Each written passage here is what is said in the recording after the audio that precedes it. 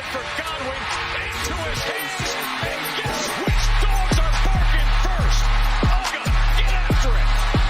Chubb scored a touchdown earlier on a direct snap. Now it's Michelle's turn, running all the way. Gets to the edge. Sonny Michelle will send the Dogs home to the championship game. And Bobo throws that thing in the end zone, and yes! Touchdown! Touchdown in the goal line! Cambiando estaba Billingsley. Interceptado. Y a ver hasta dónde lo puede devolver. Es Kelly Ringo. Sigue Ringo. Corta adentro. Ringo. Touchdown. Georgia. Hey, what's up, everybody? This is Robert Iron E. Singleton, a.k.a. D-Dog from The Walking Dead, or Alton from The Blind Side. Also the former DB turned running back for the University of Georgia. And you are watching Respect the Hedges on the Fan Addict Sports Network. All right, guys, go Dogs. Sick 'em.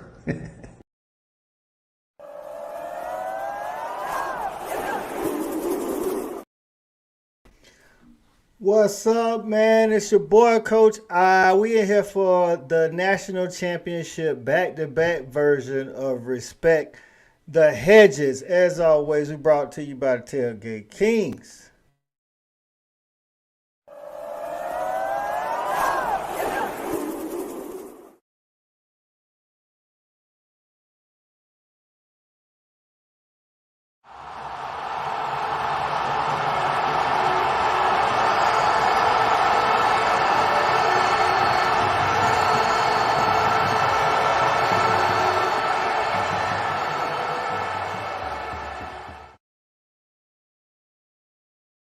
That's right, man. We back up in here. Listen, we are back-to-back national champions like Drake, like Michael Jordan in the first part of the three-peat. Listen here, man.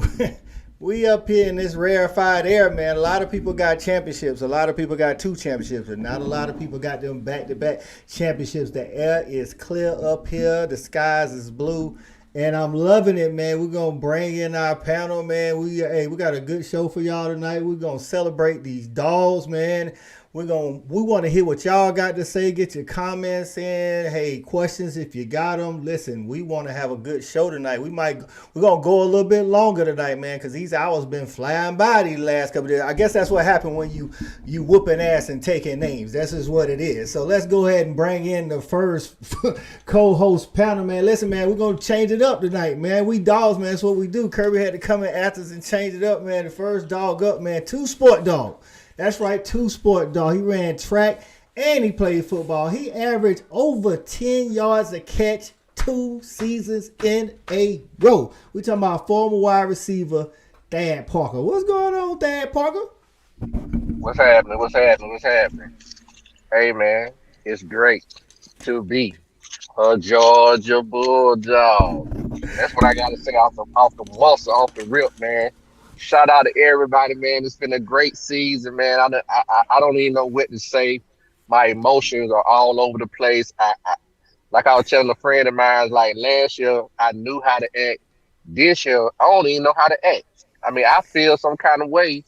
You know, a lot of people say I was kind of a snobby Dog fan, but now you see why. And with that being said, man, you know, hoping for another great show.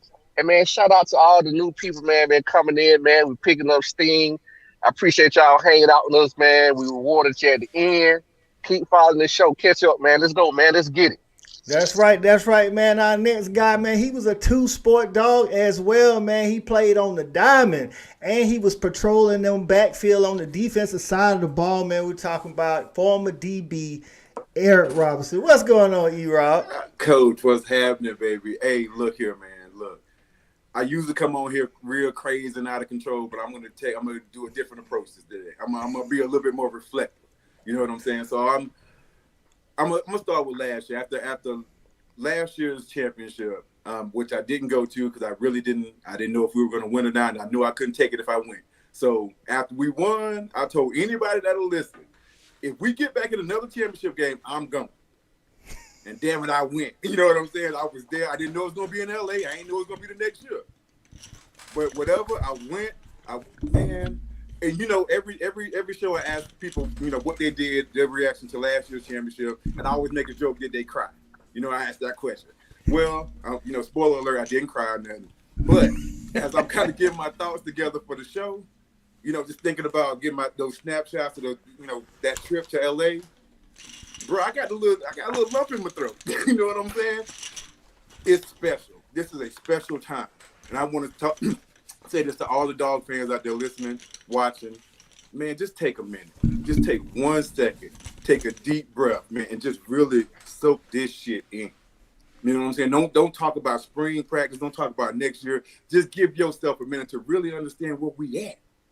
This is special, man.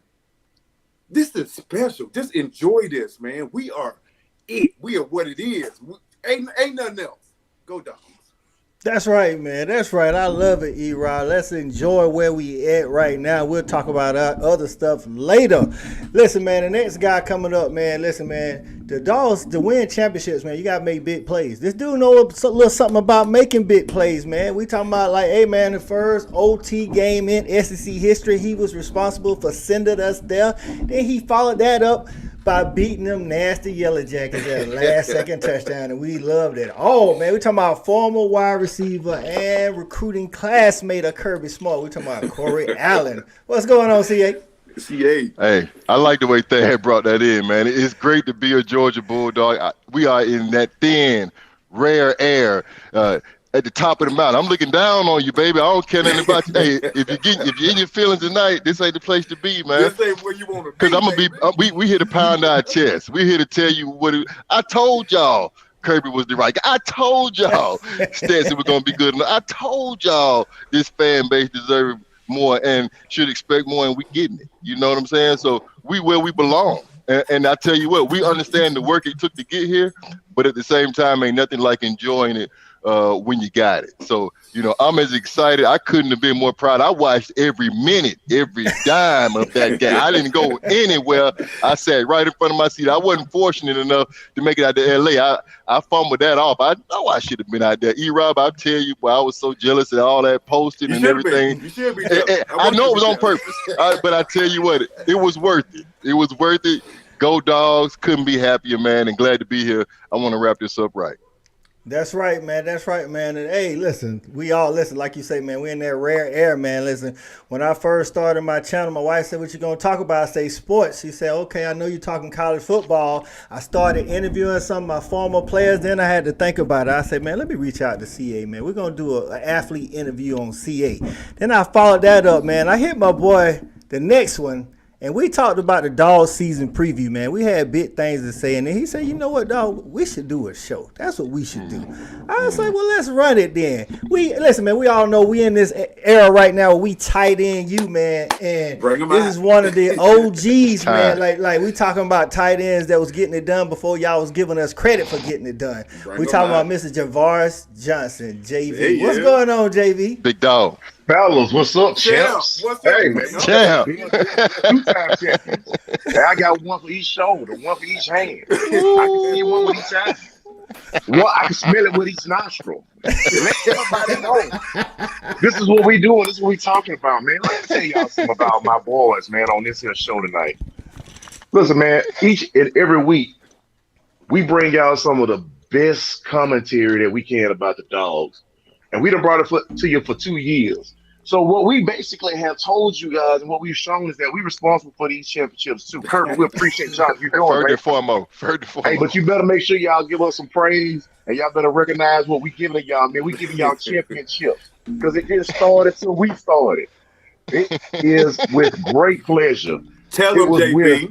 It was with great pleasure, man. It was with some of the saltiest trash talk that I ever laid off of my tongue and let flow past my lips. That I gave it to TCU and those guys and those gals all night long. I gave it to them in the concession stand. I gave it to them before the game started. I gave it to them when he was warming up. I couldn't even give it to him past the first quarter because they were leaving. Let it burn. I was okay with that. And then I felt like this one, man. You know what? I experienced both of these championships, and I know I was, man. Shout out to Stat Dog C. C-Rob. We talked about if the Dogs make it, we gotta show up because we gotta experience this, man. This is, this is the greatest portion of our lifetime that we've experienced with the University of Georgia right now. And I'm gonna tell you, like E-Rob them said, Shawty said, C said, Coach Fowler said, it's special. It's special. Folks, y'all gotta understand how great I'm gonna say how great the football and how great the program is that you're witnessing. I don't know, even outside of football, bro. To all my bros, I just sit here and watch. I just lost his name. Was number 4, Nolan Smith. Okay. I sit here and watch the after game interview that he did. Man, Kirby is cultivating men. He is cultivating and grooming football talent. He has built a program that not only can you be proud of, man, I love this program, what's going on. I love the way that these guys approach the game. They approach the classroom. They approach the preparation. Mm-hmm. Let's go for the 3. Let's get it. Let's go for the 3, baby. That's right, man. That's right, man. Listen, man, we're going to talk about a lot tonight, man. We're going to celebrate the Dogs winning the Natty. We're going to talk about Stetson Bennett's legacy as a Dog, man. We're going to appreciate Coach Smart tonight and what he's built in Athens, man. Then we're going to get into all fan experiences, whether you was in LA, in the stadium, not in the stadium, at your house, wherever you was at. We're going to get into some of that. So you guys can go ahead and put all that in the comments. We might have some people stop by and give us their take on it. We'll see, man. But we got a lot of people checking in, man. Respect the Hedges Nation is up in here. And y'all already know who was the first in the building. Yes, this is the first in the building, as always. Our girl Shelby, Queen Bulldog. There she is. That's right. That's right, How you man. doing, champion? How you doing, champ? That's right. AP in the building. Another dog. Let's right. go, Dogs. Let's go. Our girl Hina Patel in the building saying, "Go Dogs." There you go. That's right. She told me she was gonna show up, and she showed up. That's right, man. Glad to have. One of the biggest fans we got, man, Mr. Priest Perry in the building. He said, gentlemen. Oh, he honorary. He a member. You know what I'm saying? Respect the Hedges, Priest Perry. That's right, man. C.R. Leonard in the building, man. He said that's how you run it back, man. It's great to be a Georgia Bulldog. That is right, man. We here. Dutch is in the house. What's good, Dutch? So great, man.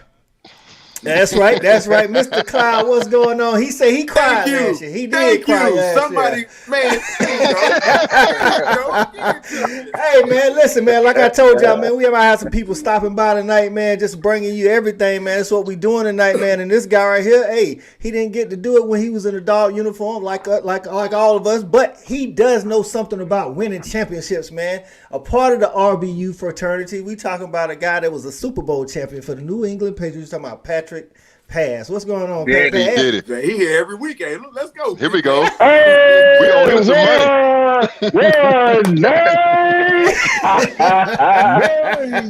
There they go. You already know. Hey, listen. I just want to say this real quick, man. From the end of that Ohio State game, and just just looking at the body language of Kirby Smart, I knew he wasn't happy with the performance of his team. And although they got the win, but he felt like, and I knew the way that they played, they could have played 1,000 times better. And I know that they probably went into the following week as like hell week. And he probably gave it to him so hard about how they played and not tackling and falling on the ground and all this other shit, man. And and these boys came out. They came out playing. Listen, I don't know if y'all, I'm sure y'all probably heard this, the pregame speech with Kirby. Yes, sir. Let me tell you. I've listened to that thing probably about 50 times. I go to bed listening to it. I wake up listening to it. I listen to it while I'm taking my kids to school. Listen, music.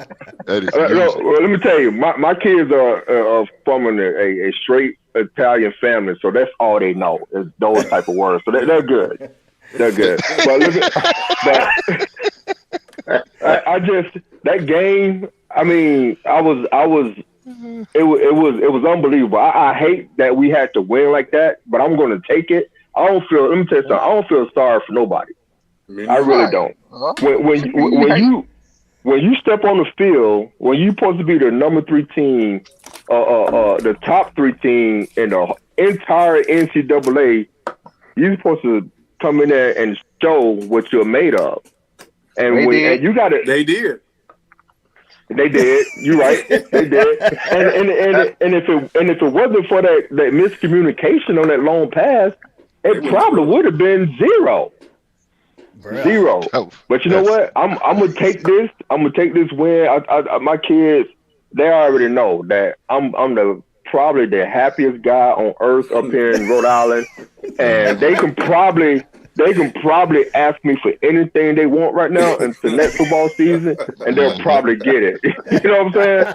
You're a good dad. You're a good dad. There you go. That's right, man. My guy Mike Free checking in. He got the hashtag already. Go for 3 in 23, man. See, Mike Free with the hashtag. What's up, Mike Free? Aim high, baby.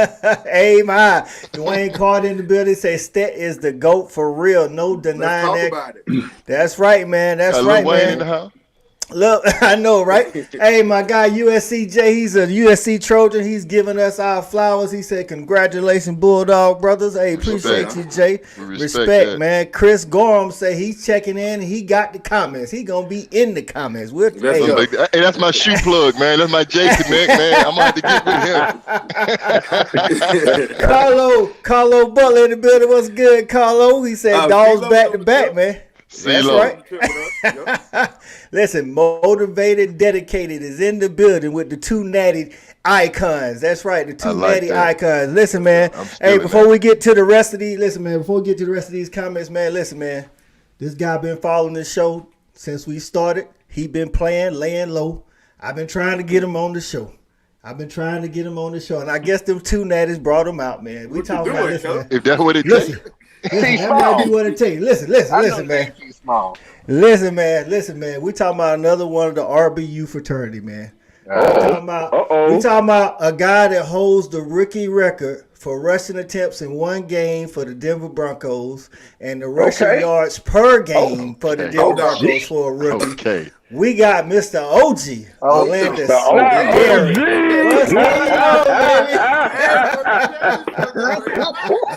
What's good? What's going on, man? What's up, Gary? No dog, fellas, what's good? I'm gonna drop somebody at the Outback Bowl.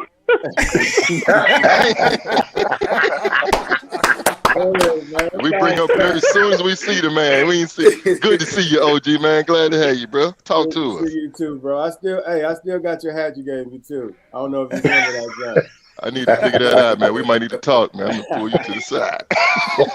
What's good, OG? How you feeling tonight, man? I'm doing well, man. Y'all know it's all good, man. What's good with y'all?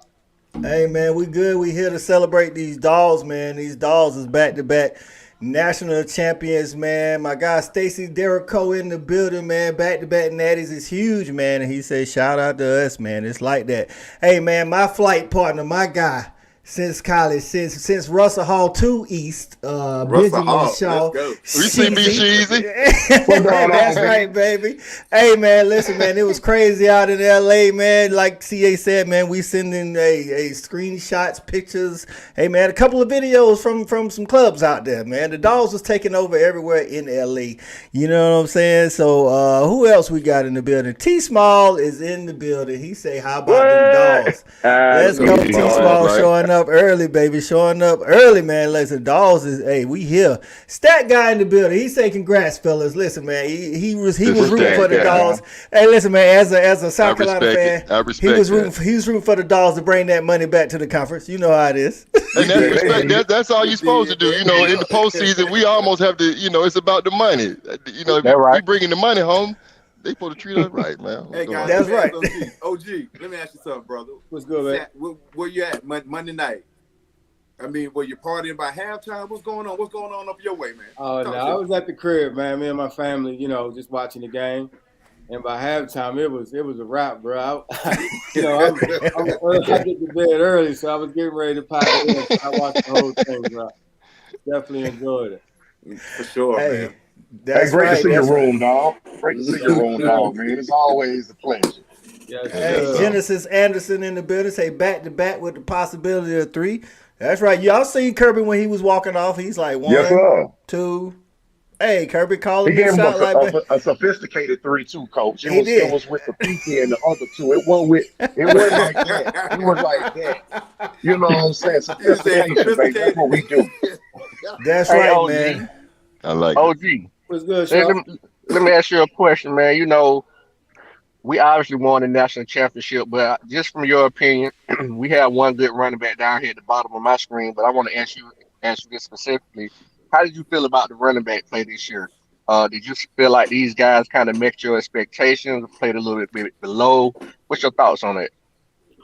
I would say, I guess as a room, you know, I would say probably a little bit below, just comparing the guys that, you know, came before them just recently. But, I think they you know, recruiting great kids coming in, and then too, man, with Milton coming back, you know, I think, you know, it'd be great for that room. That's huge. That's huge. Him coming back. That's right. What you think about it, P-Pass? What you thought? What's your thoughts overall? Like Shawty said on the room this year. You know what? As you can tell, the game has changed. It's not that one horse that's going to get all the carries, like the Garrison Hurst and all those guys. And you kind of need a 3-head monster to compete in the SEC, to finish the SEC, just like the NFL. There's no more LT, LaDainian Tomlinson. They're going to get, 200 carries a year. You kind of need those 3-headed monsters. But I think that, I wasn't disappointed at all. I think that Monken could have, I'm being biased because I'm running back. Could have ran the ball a little bit more. But when you got Darnell and Brock Bowers at the tight end, man, it's just hard to not get those guys the ball.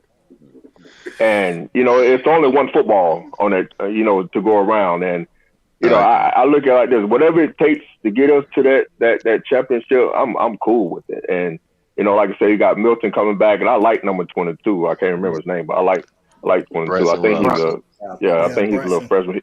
He kind of reminds me of Mark Ingram when he runs. So yeah. But yeah, man, I think we're gonna be. I think Curb has set the tone and is setting the tone for a long time, and I think you're gonna see a lot of us alumni guys that's gonna be happy as hell in what he's doing. And like I say, every Saturday, man, I'm tuned in. If I can't watch it, I'm a mad man over here on Saturdays, but as long as we keep winning, we good.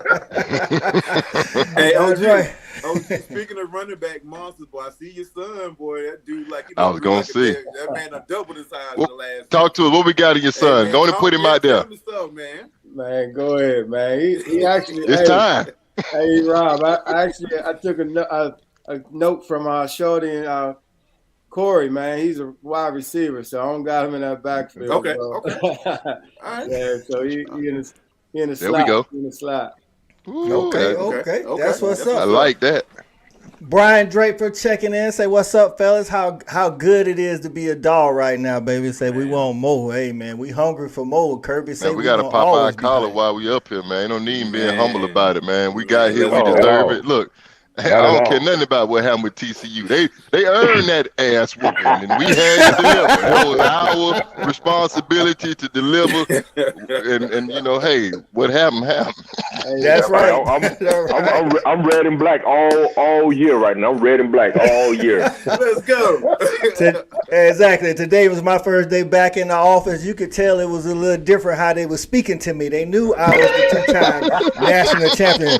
They wanted to shake my hand and say, "Hey, it was good. It's a good. Y'all a good team." I know there's a lot of trash talk in the office up until it's a certain level of respect and decorum that come with what just happened. You know, that was bad. Like I don't have to say nothing.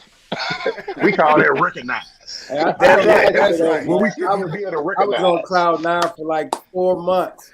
Like now, it's like we used to being here. You know what I'm saying? Like it feels good to be up here. So that's a difference. I know that. It is. Bernard Allen up in here checking in. What's going on, Bernard? Man, he say go Dogs. Go Dogs. Hey, let's go ahead and shout out to those that's watching, that's not in the comments. Hey, get on Facebook, get on YouTube. Just put a Go Dogs. Let us know you're out there. Let us know.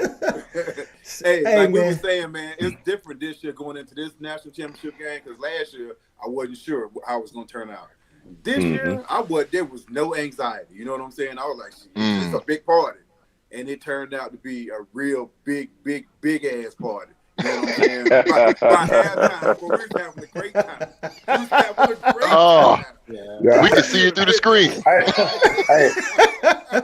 It's amazing how players was eating chicken. It's amazing, man. And watching that game, I think I sent out a text to everybody, and it was just amazing to see the disparity in the talent difference. Yeah. Like the speed of the game. I mean, the way we was flying around the ball. It's amazing that that team was considered, to be whatever they were in the big gap between the two teams when they actually got on the field. I mean, you could just see it popping out the field. I mean, you know what?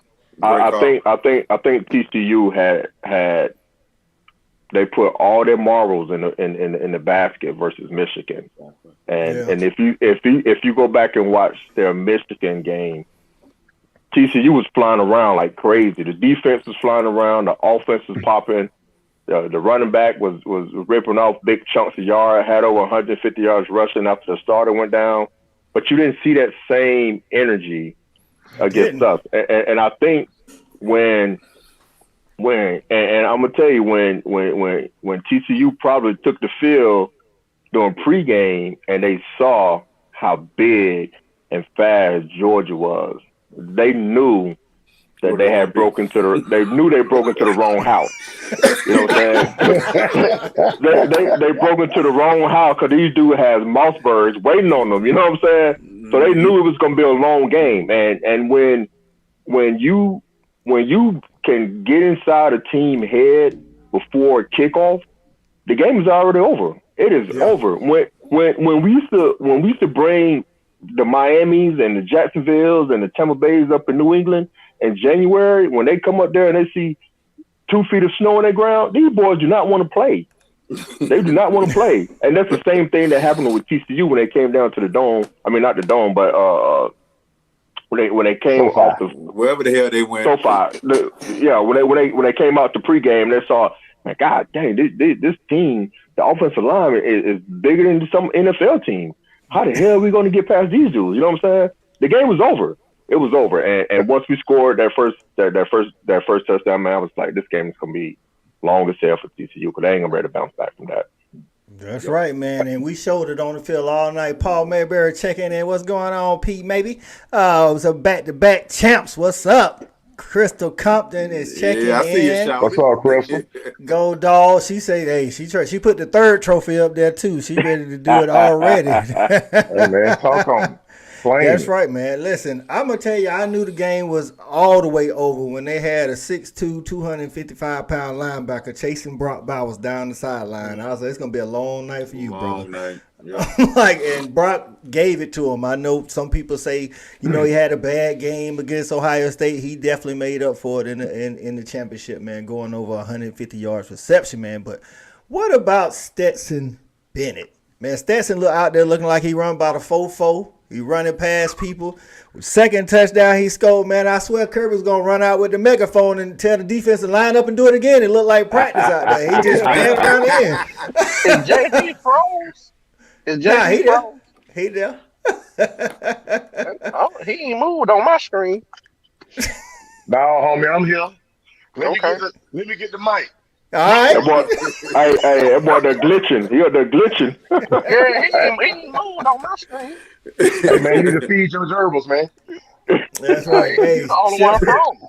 Shelby say Stat Quavius is the GOAT, man. Listen, man, another reason, like when they put it on social media when he was in the barber chair, right before the game, I was like, yeah, it's TCU might as well not even show up, man, because every time Yeah, nobody get that fade. When he get that fade, it's over. When you get that tip, it's over. It's a wrap. That's right, so man. are we asking that question? Is he the GOAT? Is Stetson the GOAT at Georgia now? Are we going to address that or what? Listen, we about to get there. That's what I was about to say. Okay.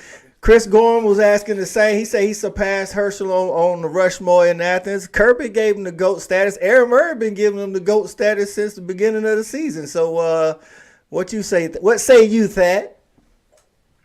Thad or Pat? Thad. Oh, okay. Shout it.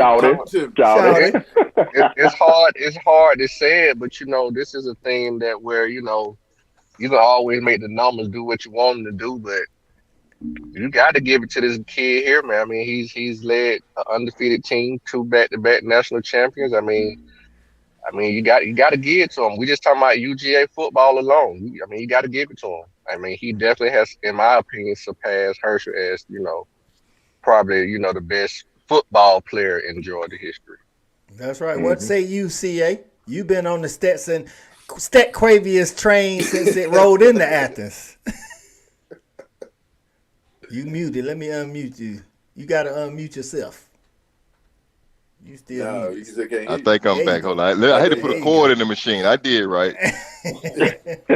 So as the conductor and engineer of this train, as a young man who's been driving this ship lonely for a long time, look, man, you can't argue with what Stetson was able to do. He is the most decorated by far player to ever play between the hedges. What hasn't he done? That's the question. I mean, you just tell me what you're looking for and see if it's not on that list, because he got better. He came in, he fought through adversity, he fought through the competition, but the proof is in the pudding. We don't even have to go down the laundry list of accomplishments at this point because there are so many. He was invited to New York. He's got 2 natties. He got the coldest fade in Athens. I don't know what you want from Stetson Bennett outside of what he's already given us. So at this juncture, it's really hard to argue. You might have your favorites, but production on the field matters. He was MVP of those 4 college football playoff games. So it's not like he was there just handing the ball off and playing a part of a crucial defense. He had a lot to contribute. Yes, he's not the most talented player you've ever seen, but he performed under pressure in big games. And that's all I want for my quarterback on Saturday. So that's my Stetson call. He's got it to the point where you got to entertain him for Sunday. And the reason being, let me just get this out now. The reason being, yes, he's every bit of 5'10" and 5'11", but he's already 25. You got a lot of your growth curve already behind him. He's coming in as a grown man, understanding offense, understanding competition, and ready to play a role. So I ain't saying he gonna come in and save your franchise, Atlanta Falcons. I'm saying for a team that has a quarterback, that ain't a bad option in the 4th round or later. But we'll let the NFL call that shot. Everybody know what team I'm on. Go Dogs. I'm with you on that. Yeah, and he like 33-1. I don't know what you want. 29-3. 29-3. Yep. Let me get back on mute, man. Come on. All right, OG, what say you on that Stetson Bennett comment, dog? I mean, the GOAT status. Bro, in this quick, I'm with CA 110%, bro. But he said, what more do you want? I think Kirby's son, I don't know if y'all saw that, Kirby's son was crying after the game, and Kirby asked what was going on. And his son said he wanted him for 1 more year, so I think we all want him. We can't he got to take his old ass on somewhere. He can't get NIL and SSI. AARP. Hey man, Stetson is definitely the GOAT, man. And like y'all said, man, all the superlatives, you can't deny the guy. He's definitely the most decorated football dog ever. And Oh, that man gonna get a movie made. he gonna have to. He gonna have to, Wait man. to see if he gonna go to the NFL. That's the only thing holding it up. That's right. Cause he That's go right, to the man. NFL, the book's still being written. Hey, I was talking to my peoples. I said I want to be the first in line to produce this one. Yeah, I need that. It's already ready. Yep. Hey, Pat, you're going to have to get behind that Disney money because they coming. They come. You know what? Yeah, I'll be the first in line to buy a ticket. Then whatever you got, whatever get done, I'll be the first in line to get a ticket. Hey, go and post a Stetson Bennett story. That's what I'm talking about. So I think he JB, might be the first one with a statue on campus too, man. Honestly. Hey, actually, CA, I'm hard. gonna let you start this next one out, CA, since this is your recruiting classmate, man. Mr. Kirby Smart, man. Like he came in his first year. We lost to Vandy. We lost to Tech. You know what I'm saying? We went 8-5 after going 10 wins, you know, pretty much yearly with Mark Rick. Give us some love for Kirby Smart and what he's doing in Athens.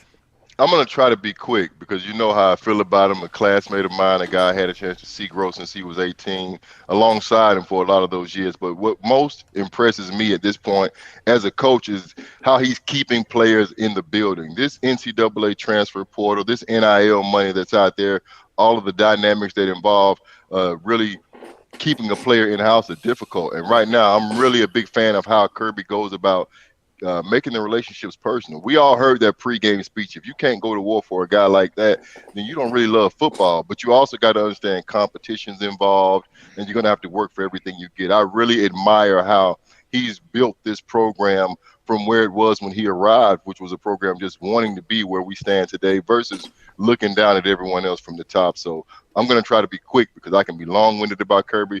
I love what he's doing, love the family. I'm excited about the future. But the thing I know most is he has that passion.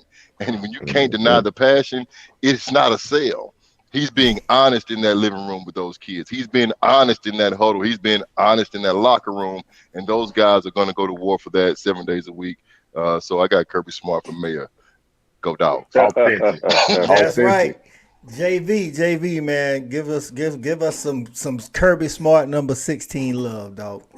Hey, check it out, man. Right behind me, you see his pregame speech. You know what I'm saying? Hey, let me let y'all know. I'm about to put that on the shirt. Hey, look, let me let y'all know something, man. This gentleman, I'm gonna have to echo all the sentiments that CA just laid out, so I won't rehash those exact same words. But this gentleman, man, he has these young kids who come in an era where kids don't want to wait at all, coming in to play behind guys that are all-American caliber talent, and they're staying put. We might lose one or two, but he's also showing them the loyalty of what he's doing. He's not going out and trying to bring in 15 guys in through the through the portal. He has guys that are lining up to wait their turn because, number one, what they do realize is that he's developing players. Number two, what they realize is that you might not be the starter day one, but this is a long season, guys. This 15 games is a long season for a college team. And there's a lot of guys that play ball, and there's a lot of guys that catch film. But the one thing I want to just call out the most, the thing that kind of stands out the most to me about Kirby, if you guys look on the sideline when he first started versus now, I love the fact that he has always been animated in a sense. But Kirby used to almost lose his damn mind sometimes on the sideline. What you see him doing now from 0 to 0 to 65 to 7 is Kirby coaches the entire game. Every play, he's coaching his players. He's coaching the kicker. He's coaching the receivers. He's coaching the line. Every time somebody comes off that field, that man is touching somebody and giving them wisdom and words, and that's his growth. You've seen it when he called the timeout in the Ohio State game. You saw it all year long, and I'm proud of the fact that this gentleman, who I came in as a freshman thinking, damn, they got a white DB over here. Seeing what he's done as a coach. As a coach. He was balling in.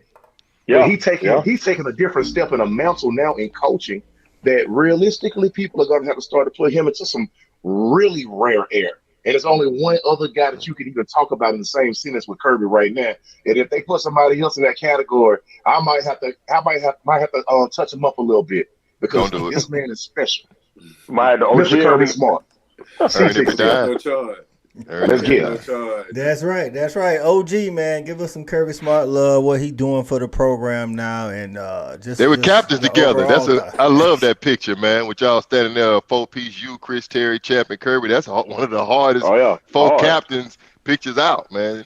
Talking about your classmate. Waiting for that work, definitely, man. I mean, I can't say no more, bro. For me.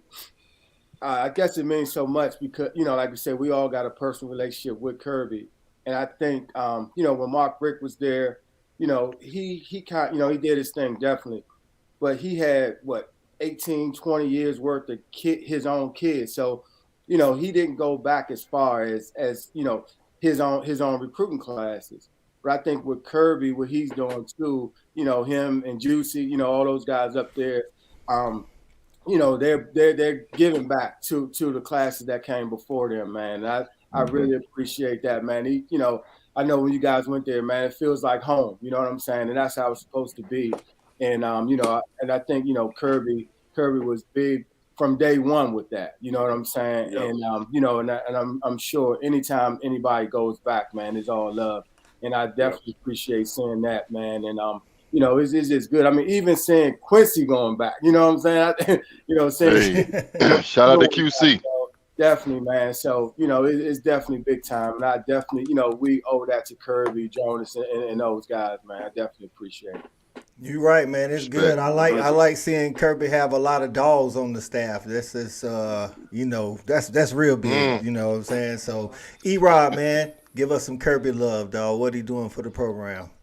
I'm not really going to mince no words right here. I mean, Kirby is the best doing it right now. He's the best in college football. And I don't care nothing about nobody else. Kirby's the best doing it right now. And it's all about relationships. I mean, these guys have already hit on it.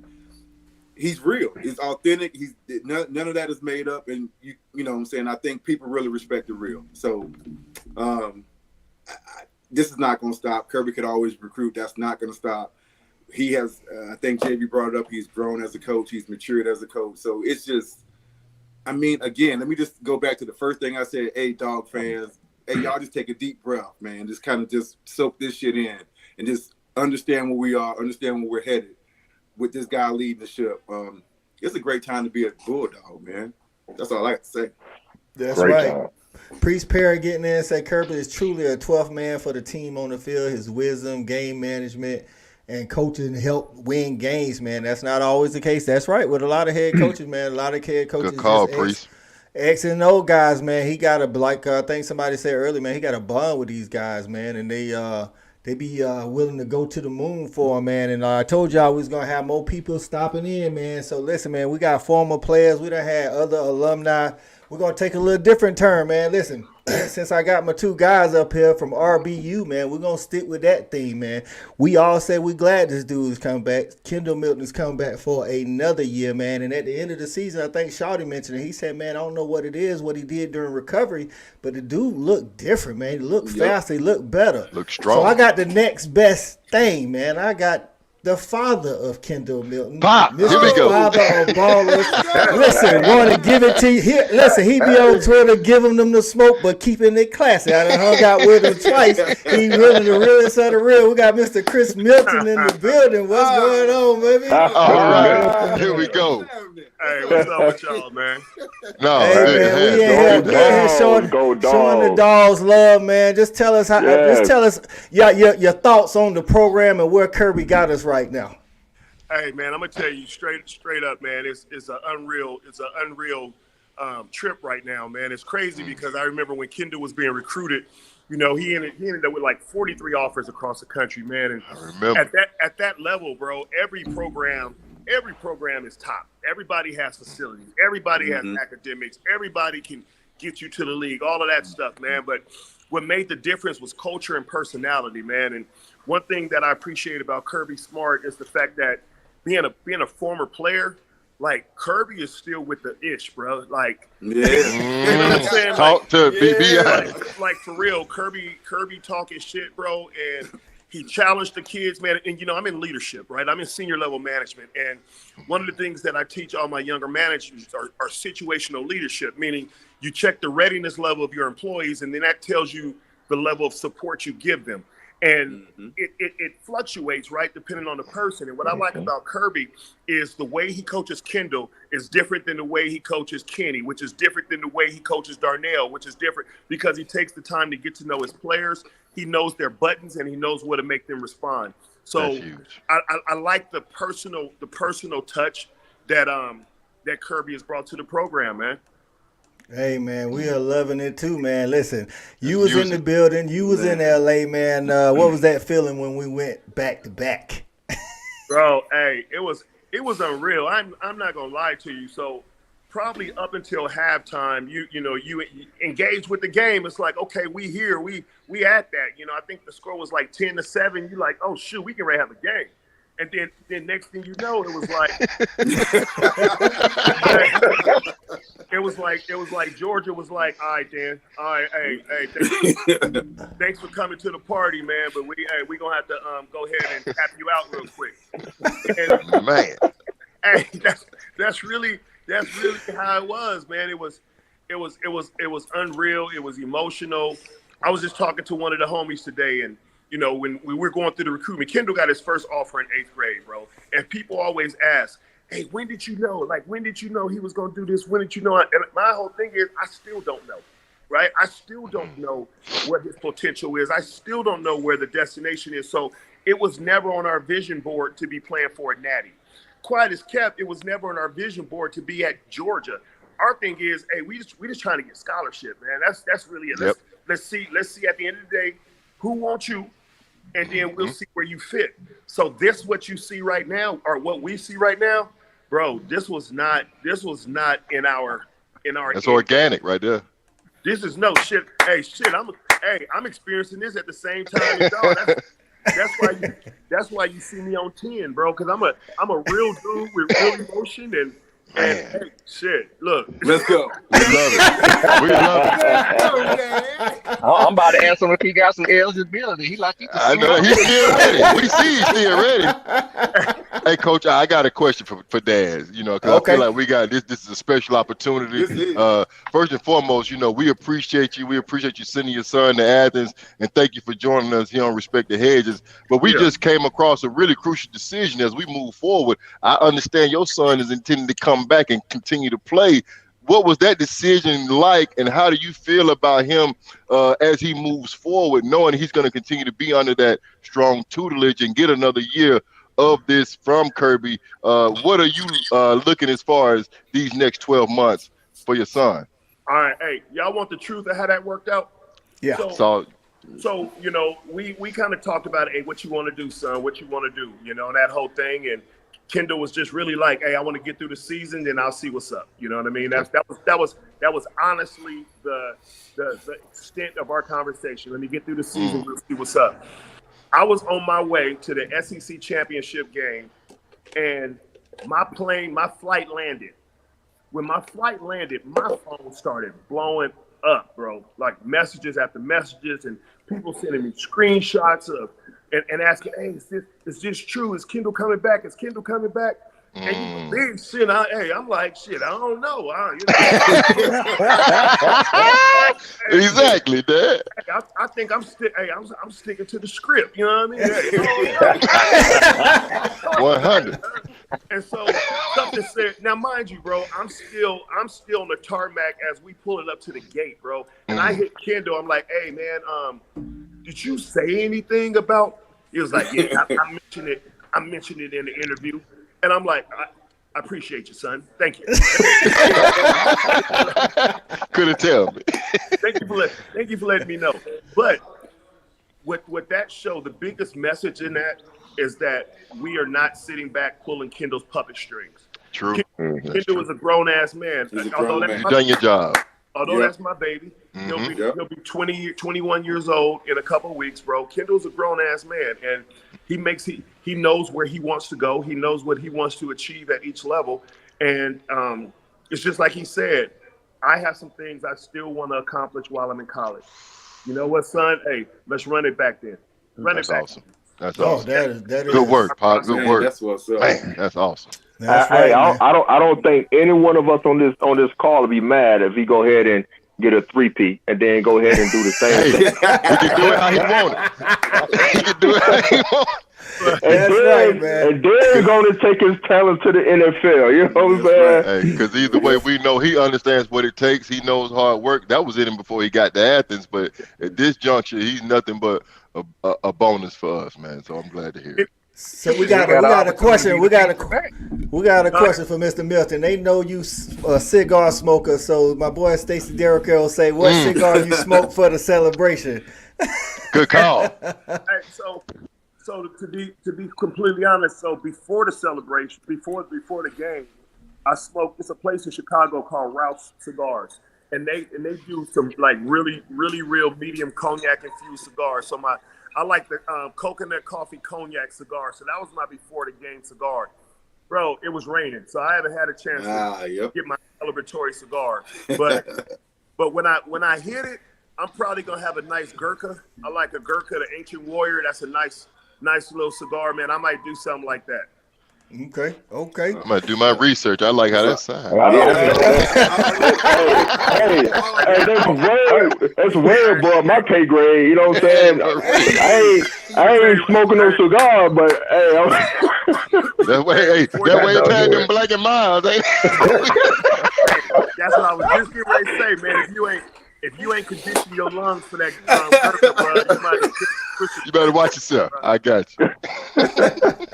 Maurice Dickinson checking in. He say national championship back to back. Let's go, Dogs. That's Big right, bro. man. What's going on, Mo?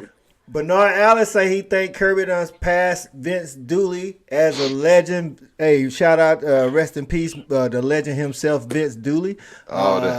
Listen, all that. That's right. Joe Teasley checking in. He say Kirby is on his way to GOAT status. That's man. Kirby there. Hey, listen, it is what it is. But like y'all said, man, the dude's still hungry, man. He's still and I like you say, I think like Mr. Milton say, he with the shit. That's why I like Kirby. You know, what's funny is after the speech that JV got behind him leaked, man, you know, Mr. Milton took to Twitter and said, "Hey man, Georgia ain't for everybody, but this how we get down." And then the running back that we got that's signed Roger Robinson. His mama say, listen, she a realtor here in South Carolina. She say she listening to it every morning. Go F him up. There's no better recruiting tool. I'm trying to tell you, boy. Everybody want to be a beast till it's time to do what beasts do, right? Hey, if you want the little Hallmark Christmas cards and all that type of shit, it's a country full of TCUs out there, bro. We're taking a shot. Do it, Pop. Hey, I told you. I need to go get my popcorn. Let me go get my popcorn. I knew it was gonna be one of them shows. Yeah, let's go, Dad. Hey. But like my boy Suge Knight, hey, we finished it here in the West Coast. But what my boy say, if you don't want your producer dancing in your video, if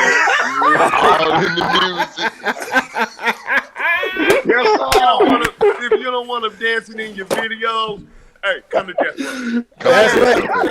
That's right, man.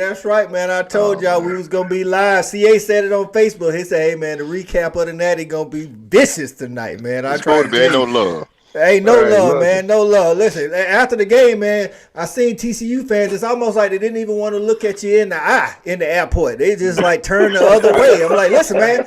Hey, we talk with our helmets, man. The game over. You know. Hey, Coach.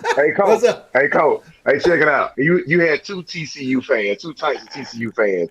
You had the ones that looked at the ground the whole way from the 500 to the bottom section. That's and rough. then you had the ones that just kind of cowered with themselves and, you know what I'm saying, walked up to you and say, "You guys played a good game." I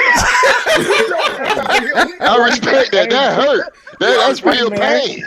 That's real pain. That goes to what we were saying earlier. It's kind of like this right here, man. You have a season like that, and you smelling yourself, and you really think you have become an elite program. And then you go play an elite program, and you realize how fucking far you really got to go. You know what I'm saying? Hey, listen, man. This what you got to think about during the season on a Saturday, right? you get beat like that score blend in because you got 9 other games going on. So you just a ticker at the bottom of ESPN. Yep. But that Monday night, you the only game on. Yep. You got your ass whooped in front of everybody. Even people who don't religiously watch football, right? Calling me are looking at that and saying, "What was this? What was this monstrosity?" You know what I mean? Why y'all beat them so bad? They want to know what Sonny D did to Kirby to get Kirby petty like that. That's right. Hey. What you gonna say, OG? But nah, man, I think the selection committee did them boys a disservice, though, man, really, because they should have been fourth. You know what I'm saying? They didn't want to see that Big Ten, in the semifinal, and thought they were going to possibly get 2 and ended up getting 0. So, bro, they was trying to set up an Ohio State. Yeah, that's absolutely exactly. That's exactly what they was trying to do. The same way last year they set up the Georgia, Alabama rematch. They were trying to set up the Ohio State Michigan rematch, and it backfired, and they end up getting that. That's right, man. Listen, hey, man, I told you we was gonna bring y'all a 5 shows. CA tried to tell you it was gonna be vicious tonight, man. We got more guests popping in, man. More former Dogs, man. We talking about my guy, hey, man. He played. Listen, when he played, he was even a captain for the Dogs, man. We talking about a former DB at the University of Georgia. Man. Hey, listen. And he bringing y'all, some tasty ass vodka. You need to go check it out. It's Mr. Plush himself. We're talking about Gene Tudor. What's going on, Gina? What's going on? Man. Talk to me, too. Is it any room in this locker room, man? Is there Hey, give us, baby. Hey, tell us how you was handling them TCU fans after the game, man. Some of them didn't even want to talk, man. Sir, it wasn't nothing good for them dudes out there, bro. I mean, literally, they couldn't look you in the eye. They was crossing the street. They barking and biting, man. You gonna take their purse? Hey, man, took everything else. Hey, dude, it was ugly. It was a great feeling, though, man. That, despite the weather, bro, that was like one of the livest environments I've ever been in. It was Tennessee times 2, bro.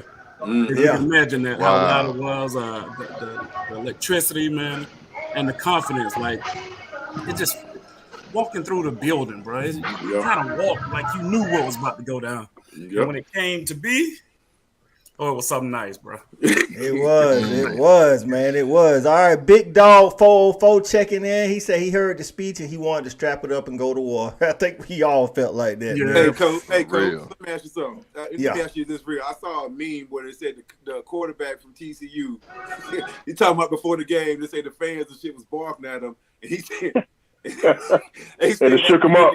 Yeah, they kind of shook him up. So I'm like, is that real? Because if that's the case, that's the same thing I said. You know, dog fans don't care nothing about barking at you. They don't care if you They don't care if you're getting your morning coffee at Spinks or if you in the stadium. They will bark at you. You know what that reminded me of? That reminded me of my freshman year playing against Alabama, and they had the toilet tissue roll sitting on the box of Tide, slinging it at you, hollering roll. Like, you got to get over that early. That's league play. You know, that ain't championship game. You can't handle the stage, man. When we went to LSU. Oh, man, I saw you. Oh, wow. Hey, I got a question.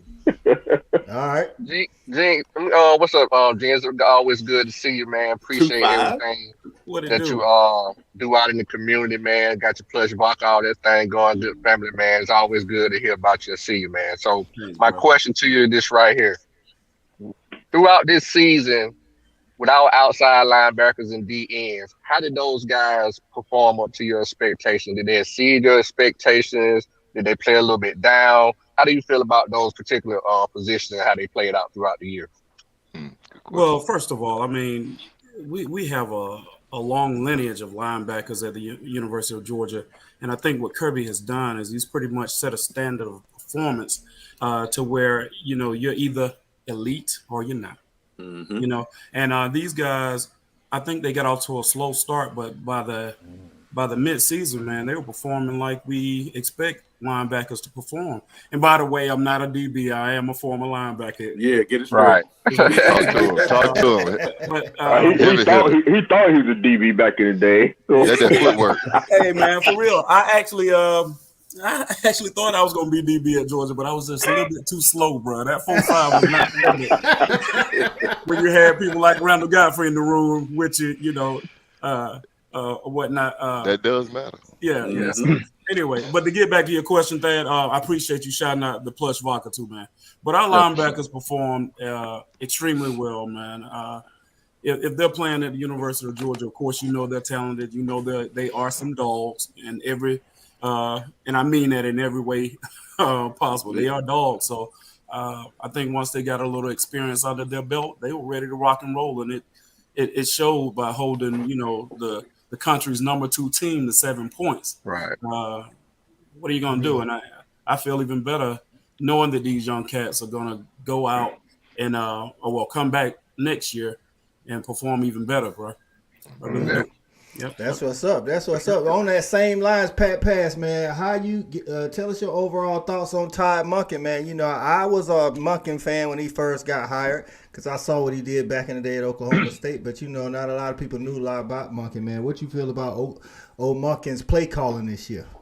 Well, honestly, it was a little up and down at times. I thought that he tried to get a little too cute on some plays instead of, especially the Georgia Tech game. Well, and I was just run the ball.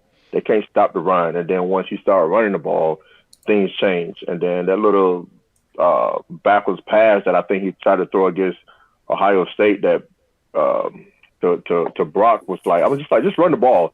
But overall, man, you know what? Anytime, I'm biased. Spoken like a former running back. Run the damn ball. Right. But you know what? Anytime you can go back-to-back national champions, man, I don't think there's anything you can say. And Monken should be on cloud 9 with the play calling, because these boys put up 65 points in the championship game. They put up 50 in the SEC championship game. They put up 42 in the Peach Bowl. I mean, that's putting up some points. That's putting up points. You know what? I don't have anything bad to say, but you know what? Keep it coming, because as long as you keep it coming, man, I'm gonna be a happy dude. I'm gonna be happy as hell. So as long as he run the ball. Yeah. Do you think that maybe Monken was playing chess, not really opening up the entire playbook to limit, what he put on tape until the championship game? So, Mr. Milton, do you think that? For the record, I agree. Let's just run the ball. Period. Let's just. That's all we got. We got a whole stable back there. Stable. Of thoroughbreds waiting just to tote that thing. Let them go ahead. Go ahead and do it. Yep. That's right. Shelby say, who has watched the game again? Shelby, I've seen it 3 times. Yeah, I watched that thing like 4 times. I got everything in the background. As a matter of fact, I'm watching the SEC game, the Peach Bowl, and the championship. And on top of that, I'm going back and watching the Alabama championship too. So this weekend is gonna be full for me. I'm watching all of it. You go back and watch that game, man. You can truly tell at which point they quit. You can truly tell. Sideline body language. The quarterback, when he went to the sideline, he took his helmet off, and the way he shook his head in disgust. That lets you know. We ain't got nothing for this. That was probably about the time Kendall went and got his line in those chicken wings. That's a smart move right there. Listen. Yeah, boys. That sounds like an NIL deal for somebody. Hey, while you bullshitting, at first I was like, damn, Kendall, why you do that, man? You about to get scrutiny. Until I start saying it went viral, and we like, hold up. Wait, stop. Let it do. Yeah. NIL, baby. NIL. Somebody. Let me get that.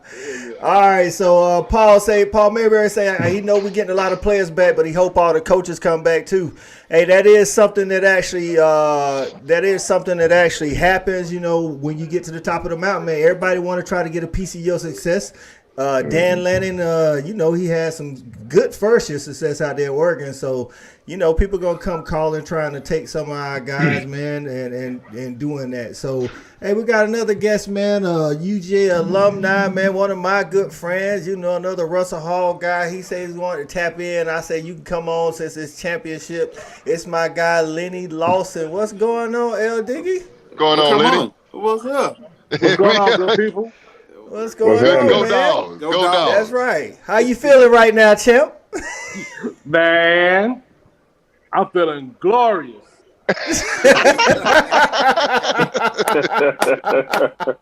Listen, anytime. After looking for somebody to say something. That's right. That's right. So my guy still listen. My guy still staying after his man, and he used to be the manager at the Verizon, man, right up there by Walmart, man. And he used to give me all the lowdown. The players come in there spilling the tea like he a old bartender. Hey, we appreciate all that stress counseling, man. Take care of them boys. That's right, man. So, hey, man, listen, we about to get into these fan experiences, man. Y'all tell us, hey, where y'all was, and was there some TCU fans around? Did you talk trash to them, man? Because, you know, we know what JV and E-Rob, they was in the building. JV, hey, man, shout out to the pants that JV and C-Rob had, man. The silver britches. Hey, man, we knew I'm mad. We had that discussion. We knew they were on, so they were hating. Oh, shit. All we could do. That's what I'm I got mad my 10 about. orders. I got my 10 orders right now, coach. Hey, that's hey, dude. Hey, look at here. Fine. Talk to me because I need my pair yesterday. That's your boy get up 16 Slim, JV. 16 Slims. Hey, Coach, I wanted to. Can I mention something real quick? I wanted to give a quick shout out, man. Yeah, let's go. I think he's an obvious shout out because he ended up being acknowledged at the end of the game, man. But Javon Bullitt, man, that development of that kid, you know, because Thad acknowledged it. We saw him, you know, getting better throughout the season. But he is a prime example, whether you look at him or Stetson, you know, of a guy that started in one position, but really he makes plays. He's got a lot of football instinct. I like his aggression. And I love the way he spoke on the microphone. That was a very intelligent young man who was articulate in how he conveyed his thoughts. And that was one of the things that I know is also a part of the program, because these young men are not just in line to be, you know, regular citizens. They're going to step up and be leaders. And I was glad to see that was a polished young man that's ready to take on this next stage in his career, not only on the field, but off. So I just want to give a shout out to Javon Bullitt and what he's done thus far. Shout out to Javon. He acted like he was trying to take the MVP from Stetson at the first. Hey, all that. And CA, to piggyback off what you just said, that was kind of my spin. I didn't get a chance to answer the Kirby question, but to me, that's kind of what, you know, my biggest take on Kirby is. To me, he's almost, in my opinion, he's changing the perception of what a football player is. Because these guys, when you see these guys come in, granted, anytime you used to think of a 4 or 5 star, that came with a certain type of connotation. We always talk about having past classes and things like that. But he's bringing in good men, good young men. Exactly. These guys are very articulate. They're doing good in school. And, you know, no knock on Mark Rick or anything like that. But I'd be damned, every summer, it was always something going on. You know what I'm saying? We're going to lose somebody before game. We're going to lose somebody before game. So, you know, just the way that he's developing these young men, it's almost to a point like they respect them so much, they ain't going to mess up. So he's more than the coach, and he's more than the developer of a football player, man. He's really creating young men to go out, and he's changing with my perception of what a 4 and 5 star football player is. Yeah. That's right. Well said. You are right about that, Shawty. Steve Spurrier even had a little joke say they like playing when he was at South Carolina. He said we like playing Georgia at the beginning of the year because we know they're gonna be down about 5 or 6 players. So Kirby has definitely changed that. Marcus Sellers say feeling like K. McIntosh was an unsung hero the whole season. The dude, hey man, he balled out. Mr. Milton, speak to what Kenny McIntosh and Kendall Milton's relationship was and how they helped each other develop, man. That's big. Is he with us? He might be working out. I think he's working out. He might be up on the bench press, man. He up on the bench press. He on that Peloton. Hey, Coach. Yeah, go ahead. I got something real quick to Shorty point and CA's point. Talking about the culture and the difference. I mean, I don't know if you guys, the special teams, like those guys, I don't know if y'all saw that, the whole game, kickoff, running down, all the way down, you know what I'm saying? Making sure that nothing happens, nothing crazy. And, those are the things that can happen during a football game that people don't even see. But, those guys, man, they were running down the whole time. Even while they was getting the chicken wings, they were still going down there. That's a good call. That's huge. Good call, for real. That's huge. And that's a huge difference. OG, that's a huge difference, man, from Mark Ricks years again. We talking about putting starters on special teams. We want to make sure we have the best possible fits on all 3 phases and all 3 phases of the game. And Kirby has done that since he touched down in Athens. I love that too, man. Definitely. That's right. I think we got Mr. Milton back though. Yeah, he came back in. He getting it in on the leg press machine right now. If we wondering why Kendall Milton is the way he is. Dedication, baby. Kirby recruiting good kids from good families. That's right. There you go. We got him back. All right. So I was trying to. You guys can hear me? Yeah. Okay. So real quick, I want to go back to what he said about changing the perception of an athlete, 4 or 5 football player. I want to be a little bit more. I want to be a little bit more edgier with it. He's changing the perception of what a black athlete is like. Right. Say it, Coach. Because you have dudes on this squad that are on the school honor roll, on the SEC honor roll, on Dean's list, and these are these black boys that's out there balling every week. And the problem is, so many people look at them as only being football players. But guess what? To get in Georgia, you still have to meet a criteria. So what I love is the fact is that Kirby is allowing these young black men on the largest platform to change the perception of who they are and demand the respect. Because what happens is, going through the recruitment process, what you notice is when these young black men start committing to programs like a Georgia, the first thing that society says is, oh, they got a bag. They got a bag. Mm-hmm. But why? Why? Just because a black kid makes a decision to go to a program that fits his trajectory, there has to be some type of extrinsic motivating factor. We have to change that. We have to change that perception. So then you have kids like a Kenny McIntosh graduated. I'm gonna tell you what's crazy. When I talked to Kendall, one of the most things that he was most proud about for next season is being able to wear a SEC graduate patch on his jersey. That's what's up. That's how I wish I could have. He said next year I get to have a graduate patch on my jersey. So that's what I'm saying, man. For these kids, yeah, they want to play football for a living, but they thinking about their life, bro. They're thinking about when it's time to get married and their kids leaving something behind, man. So wow. I applaud Kirby because he is 100% about preparing the 40-year plan. Yeah, That's what's awesome, up. That's real talk right there. That's real talk. So Hina got a question. Hedges. That's right. Respect these hedges, man. You're gonna have to. You come through Athens. You're gonna have to respect these hedges, man. So listen, Hina got a question for everybody. She say, what is your favorite play of the game? I guess we're talking about the title game. We'll start with you, Gene. What's your favorite? What was your play? First of all, let me wish my girl Hina Patel a happy belated birthday. She just celebrated on Tuesday, I believe it was. Okay, happy belated. She there we go. organized a happy hour in LA for everybody to come through and have a drink, and it was awesome. That is It awesome. was. My favorite, dude. I mean, it was so many. I mean, I can't really right off the top. I don't. When really you score have 65 points, you got a lot of favorite players. I know that's crazy. We struggling to find a favorite. Boy, we got to be ashamed ourselves. I got one. OG got one. OG got one. Let me defer and I'll come back. I got it.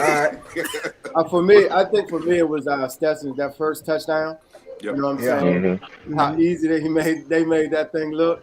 I think that would really, kept put me. Was that the one around left end? Yeah. No. That was a read option. It was the read option where he kept. Oh, okay. The first one, he danced through the middle and made him look silly. Okay. Right. So that's how. I mean, it made it seem so easy, man. That's when I was at ease and just knew that.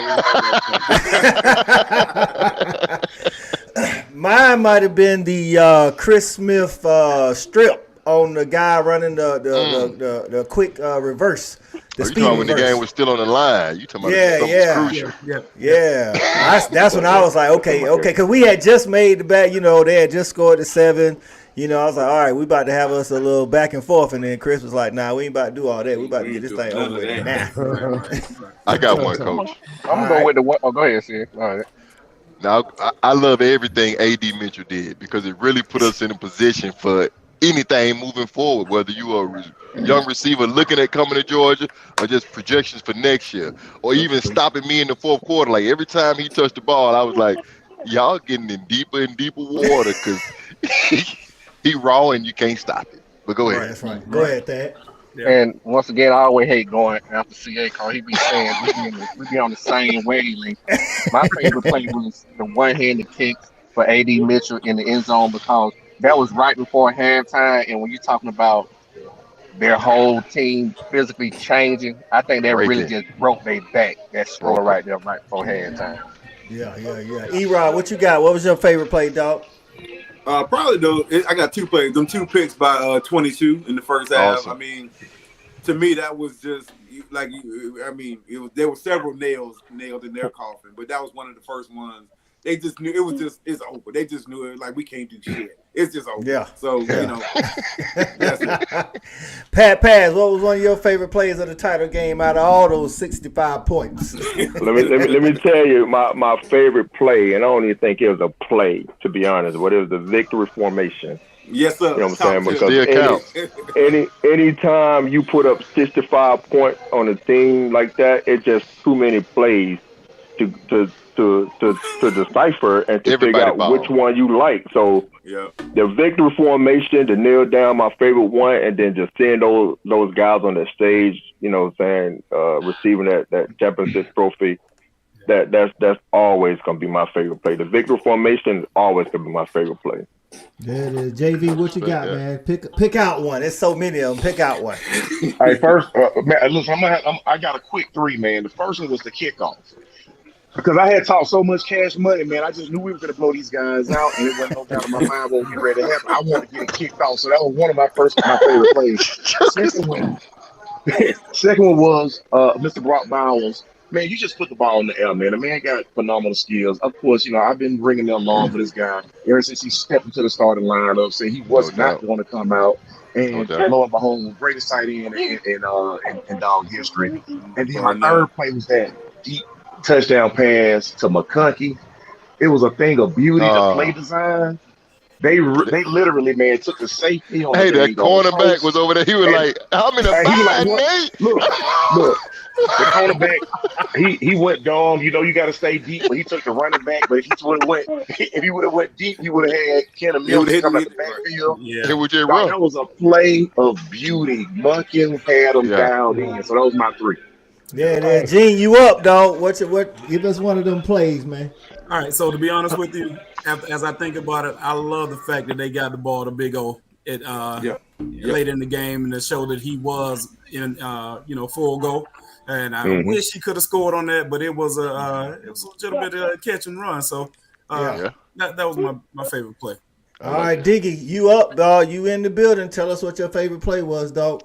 Well, none of you jokers don't left any meat on the bone, so I'm gonna have to do a repeat. That's what dogs do. Brock Bowers touchdown at the end of the game. He was already having a great game, and getting that touchdown just cemented his status. But on top of, I feel like he had a quiet game at Ohio State. And I feel like he had to reestablish himself and show people who he really was once again on the biggest stage. So that touchdown play really just said it for me. There it is, man. Got it. Marcus Sellers say the bullet pick in the flats, man. Yeah, he read that play. Duggins actually probably lost him some money on that pass because it was an opposite hash pass, and he just left it out there for the picking. They don't like that in the NFL. So, stat guy say Carson Beck throwing for a first down on 4th and 5 when we was up 52-7. I like the throw. The ball came out his hand good.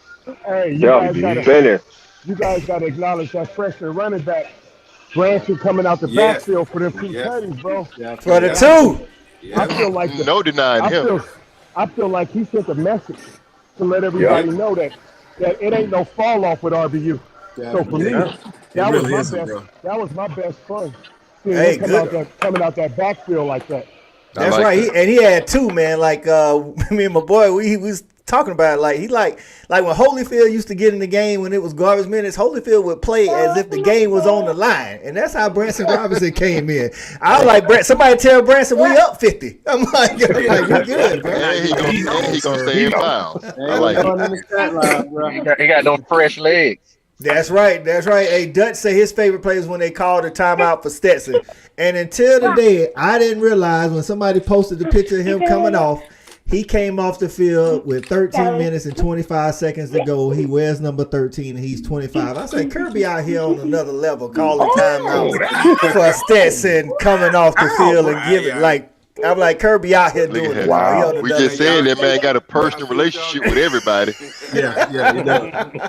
I liked all the curtain calls, man, for the defensive players too, man. That was just something dope to do, man. Abraham Seed 400 said TCU had no business even on the field. Hey, man. Like I think JV said, they earned that butt whooping. So they beat who they beat. I think honestly you can throw another play in there, and I think everybody on ESPN saw this happen when Stetson hit Ladd in the corner for that touchdown, and then the TV camera panned over to Sonny Dykes, and he was just like, wow. Anytime you got you know what that wild was? That wild was I could have had both of those kids, and I didn't give a scholarship. You know what I'm saying? Anytime you got the opposing coach saying wow, you know it's a long night, man. It's gonna be a long game. He didn't expect that. Yeah, he like that ain't on film. That's what he said. That's right, man.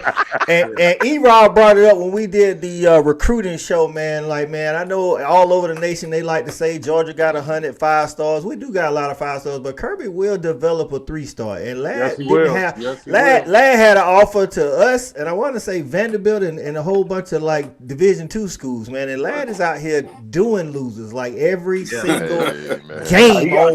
He got a cold fade too now. Everybody, y'all know what's going on. Him and Stetson, they were playing together since scout team. That's what I'm saying. They had a connection. That one he got. Relationship right there. Facts. Hey, Javon Bullitt, 22, we brought up. Hey, man, he was a 3-star, man. Javon, he might be. Mr. Miller can vouch. I don't know. He might be all of 5'10", 170 pounds. But the dude bring that wood though. The honey badger. Wow, he ain't that big. You finished your homework? Bullet probably right about 5'11", I think, somewhere around there. Okay, there we go. That'll work. Nice size. Yeah, he's nice size. Bullet. Hey, man, I was happy to see Bell Alexander flying around because, man, we're going to have to expect some big things Talk to me. next year. Hey, they couldn't block him. Look good. Flying around. They couldn't block him either, Charlie. On D-line. Yeah. They couldn't block him either, so I was liking to see that. Jalen Walker, the outside linebacker, the edge guy. He's one of them guys. I like how he go about his business. He's a freshman too, right? Yeah, true freshman. Yeah. And then Marvin Jones. Marvin Jones Jr. Michael Williams. He's a Trayvon Walker in the making. That dude is something serious on that edge. You know what I'm saying? Hey, 2-5. Stop ducking your boy on the links, boy. Stop ducking. My back feeling good. Stop ducking. Oh, we done got caught. Look at us. Look at us. That's what happened when you win 2 championships. All I need is yeah, we all out of pocket. That's what happened when you win a championship, man. Well, I'm gonna go and say this, man. The championship game is in Houston, and 2025 is in ATL. So, yep. And 2026 in Miami. So we might as well go on the book all 3 of those. All right, so we ain't never Ringo just declared for the draft. That's right. Look at us. Look at us. Like Stan say, like Shawty say. Look how we talking, man. Hey, so Mr. Milton, give us your thoughts on the 3-peat. What you thinking? Hina asked this earlier. Wanted to know what you told her at the hotel about the 3-peat. I think it's highly possible, man. That's one thing about us. We don't rebuild. We just reload, man. And, you know, the kids was talking to the kids, man, and they were saying something very interesting. When you look at, like, let's say, like, specifically the O-line, right? You see these O-linemen just keep committing to Georgia. And the way Kirby got it is, when they come in, they know their only job is to learn technique. So they technique their ass off. And as the older guys, you know, move on and age out, now those young guys are ready to come in. Then they got some other kids coming in taking technique. So all it is, again, we talk about business, all it is succession planning, man. And that's the way that's the way Kirby's doing, man. And the thing about Kirby is, not only is he had an athlete, but he has the culture. I mean, you guys hear him in the locker room, bro. Come on, man. Come on. It's the truth. Our old asses would have went out there and tried to play a series after hearing that. I got one play. I got one play left. Kickoff coverage on there. The boy got you. Which one? One kickoff coverage. They better kick it out the end zone. I'll be like, I'm hoping they kick it out. I'll be like Burt Reynolds was in the longest yard, bro. Listen. I woke up feeling the cheesiest, coach. For real. Hey, coach, if I may though, man, just to talk about this 3-peat, I can honestly say at the end of last year after winning the first one, man, there was a lot of questions, you know, with everybody going to the draft and the amount of players and talent that we lost. Yeah. I feel so confident that this year, you know, we don't have that much of a drop off. Yeah, we'll lose some key players, but I don't think that we have a weak spot on offense or defense, man, that is going to translate to us having the type of doubts and questions and holes to fill that we had last year. And if this past year was a rebuilding year, boy, listen. That combined with our schedule in 2023, yeah, I'm booking for Houston real soon, man. All that scares me is that trigger man. You know, that's the most important part of a team. And when you change trigger man, you just don't never know what the output is going to be from an offensive standpoint because he touches the ball more than anybody. And at the end of the day, no matter how talented you are, you got to be able to make the throws.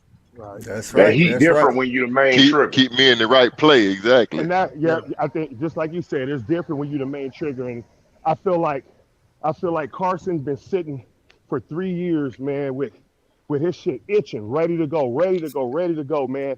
And he know he don't have. I'm sure he don't want to be there till he's 25. So he know he got to he got to come in there balling, man. So I think that we gonna see something special. I really do. I think it's gonna surprise a lot of people. Man, that's big. I've been on the Carson Beck train for 3 years now. I'm like CA with Stetson. I'm hoping he make me right. So he looked like he got all the tools, but like DJ Shockley, coach. He got a chance to do but Thad said it. Thad said it like it is different when you know you the man. Like when Carson comes in now, he's coming in as a backup. We know we got Stetson, but when you the man, that's what's gonna make the difference on whether he elite or not. And Kirby said you got to be elite or not. Hey, coach. Hey, coach. This the kind of program Kirby done built. If you check that 9:27 p.m. comment from Hina, her son could have went and played football at Cornell, and instead he decided to go to Georgia to be on the equipment staff. That's what kind of program Kirby is created, man. That's a wide receiver in waiting. Hey, people want to be around that culture, man. He's just phenomenal. He's built something that, I don't think that people really are gonna understand unless they are connected to the program because, nationally they only give us football kudos, but the things that Mr. Milton just spoke to, the things that, all the guys on this call spoke to about Kirby Smart, the things that these guys are doing in the classrooms, the men that they are, the way that these men communicate and relay themselves to the public, man, this is just phenomenal. Dog. I don't think I could be any prouder. And yes, we called it out from the beginning of the season, natty or bust again, because we knew the offense was going to lead this charge. It's coming up here, guys. We only have, go ahead. Is he Deion Sanders? I mean, goodness gracious. I mean, look at what he brought. I'm just saying, like, no, I think Kirby Deion Sanders. But even better. I think they might want a Kirby Smart in Colorado. So call it. Talk to me, Coach. Yeah. Talk hey, to look, me. Tell me right. I'm gonna talk real nasty, but I'm gonna talk real straight. I like it. That's what we here for. Everybody gonna want what we have because you see, we talked about the recruiting issues that are out there in the landscape. Even at some of the schools that claim that they are the top of the top. We ain't going out there and picking folks out of this portal, 15, 20 guys. We ain't losing 15, 20 guys to the portal. We got people who are waiting to play. Yeah. Waiting. And if I may, let me just say something because right now we're enjoying all of the hard work that these young men have put in. But yes, sir. Why don't we take a moment to kind of dive into what kind of work they may have put in, back in probably starting next Monday. How these winter workouts and everything else going to kick off and all the things behind the scene that they have to do that a lot of people take for granted, man. Like they don't understand weather don't matter when you play football. They don't understand, 5:30 workouts and followed by class and meetings and stuff. So kudos to Kirby and his staff, man, for doing everything and those guys buying into it to where they just, they doing whatever was necessary to get them to this point. And man, I can't think. And here's what people don't realize. Real talk. What people don't realize is, honestly, these boys probably have 2.5 weeks off, and then they back at doing they're back at doing something. So here's the thing: while we enjoy the postseason, we enjoy the SEC championship, we enjoy the playoff game, we enjoy the natty. What that does is that cuts into the boys' rest and rehab time. And those boys grind, man, and on a daily basis. I don't think I understood how much they grind, man. Like, I don't think people understand how much families actually don't really talk to their athletes that are there because they start early and they finish late, man. It's been times where I text Kendall in the morning and I may not hear from this dude until late at night or maybe the next day because he didn't came home beat. People don't realize the sacrifice that these teenagers and young men are truly making for their enjoyment, man. And I think for me, that's why I go so hard in the paint because while you sit there and enjoy this game and all this other crap, that's why I can't go to sports bars and watch games because people say, "Oh, he trash, man. He's garbage. He's this," and I'm like, "Dude, bro, like I'm not. Look, I'm not mature enough to hear that." Listen. That's what I'm like, dude. We know how to touch you up, bro. Not only that too, but I mean, those guys have an indoor facility that's open 24 hours a day. You know what I'm saying? So I mean, those guys always working, man. Always. Yeah. When they interviewed Brock after the game, he said, "Yeah, we're gonna enjoy it." He said, "But when we get back to Athens, it's back to work." I was like, "I love to hear it, man." Brock said it's back to work, bro. I want to go ahead and tell us we're gonna be the champions next year too. Like, he's telling the truth though. That's how it is. Oh, you know the crazy thing is, Kirby got these dudes thinking that they can go 16-0, and they only have 15 games on the schedule. They ready. You know what I'm saying? They go 16-0, I love it though because you know what it is. He's building a culture that everybody is buying in. When you buy into what's going on, it's so easy to coach a team and then you get rid of those one or two bad apples who don't want to buy in, because those one or two can trickle down. But when everybody buys in to what's going on and they reap the benefit, man, it's a beautiful thing, man. It's a beautiful thing. But look, I tell y'all what, man, I got to go listen to my pregame speech. I got to put these kids to bed. And we appreciate you, Pat Pass, for coming on next time, man. We hey, back to next season. Till next season, dog. Go dog. Go dog. Go dog. That's why the numbers game so important too, man. You know, I keep saying it's always a battle of attrition. That's why you got to have those numbers. You know what I'm saying? That's why you got to have that depth. That's why depth is so important. That's why we played 7, 8 linemen all throughout the year. A lot of teams can't say. A lot of teams can't say that. That's why we rotate so many defensive linemen in and out, linebackers in and out, just because of those reasons. You got to stay fresh. You got to stay healthy. And when you're talking about playing 15 games, if you don't have the numbers, when you get there, you just ain't gonna be no good. Yeah, that's right. TCU learned that the hard way. Dutch hit it. That was clear. Yep, Dutch hitting it too, man. A lot of these dudes, when they get interviewed after their rookie year, man, they say, man, this practice easy, man, compared to what we used to do at Georgia. And it's like the culture at that Kirby's building, man, is just like work hard, keep your head down, grind, and the results will pay off. So shout out to Dog 85. I just want my bad. He just now checking in. Dog 85, what's going on, man? Appreciate you getting in. He said Kirby held up the one finger, then the two fingers, then the three. He sure did. Hey, Kirby will talk some shit now. That's what he do. Oh, yes, sir. Yes, sir. What you gonna say, JB?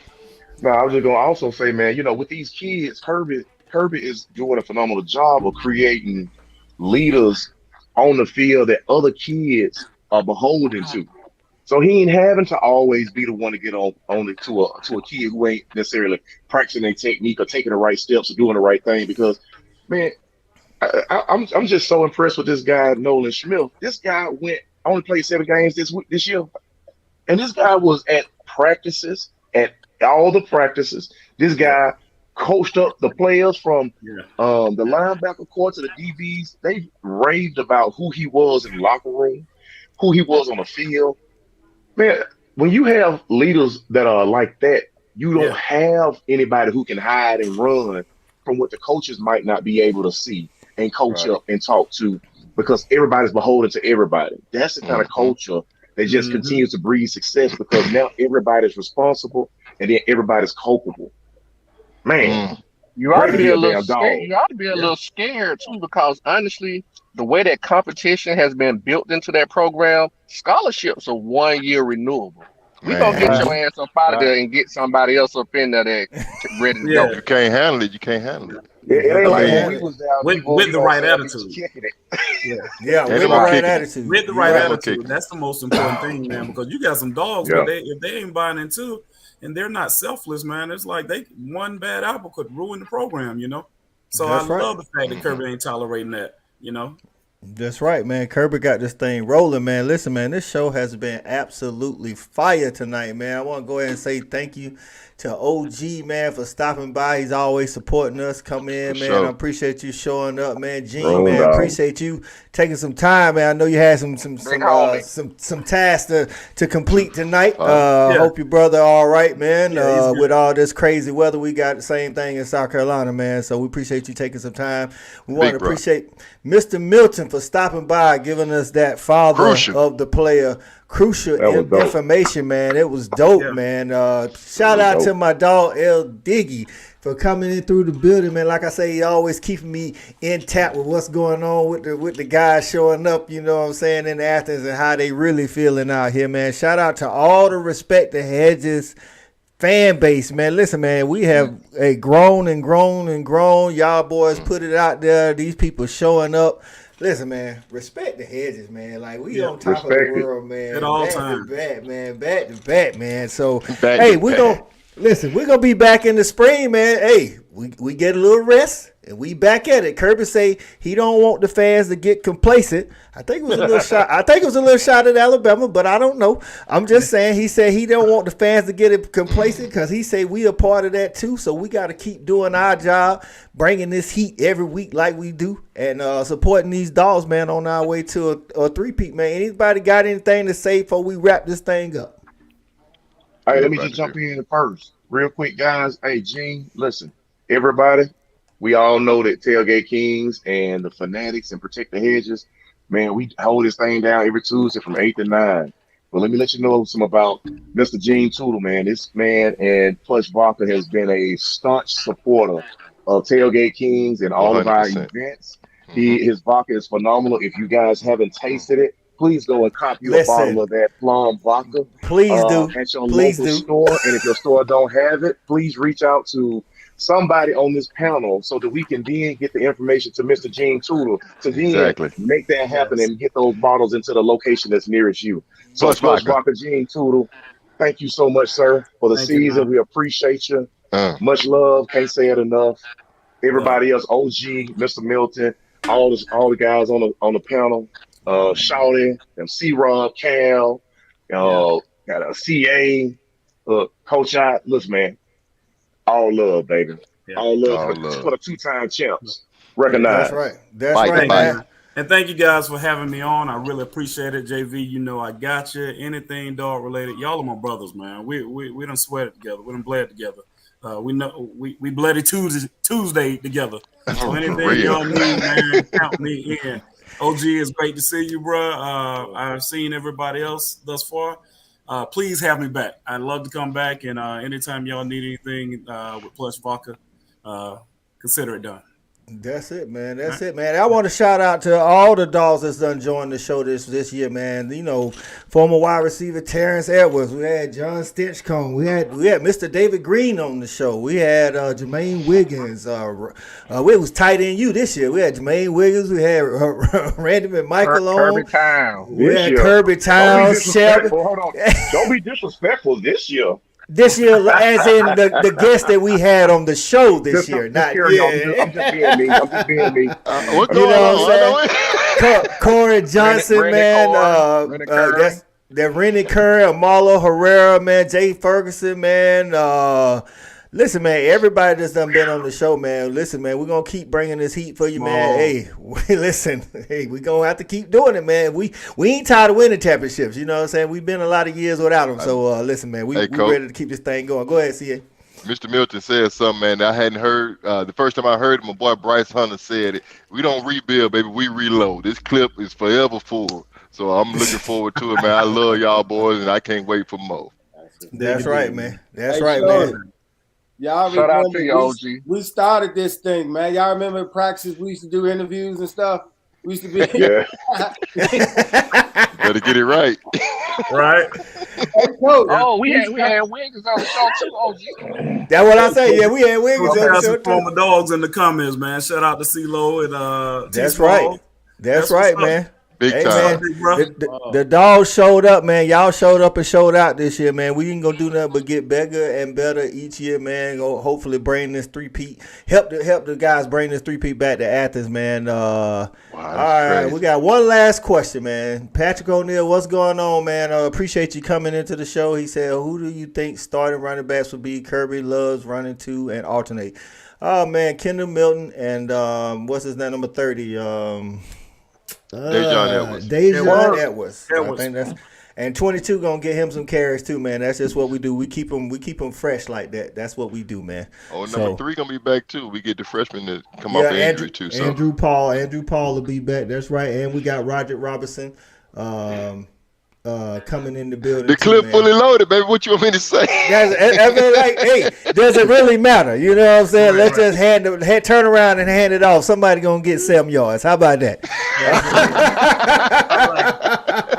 All right, man. So we'll be back in the spring, man, to talk spring ball and get our game faces on. Get ready for the 2023 season. Shout out to everybody, man. And as always, go Dogs. Go Dogs. Respect these hedges, baby. Let's get this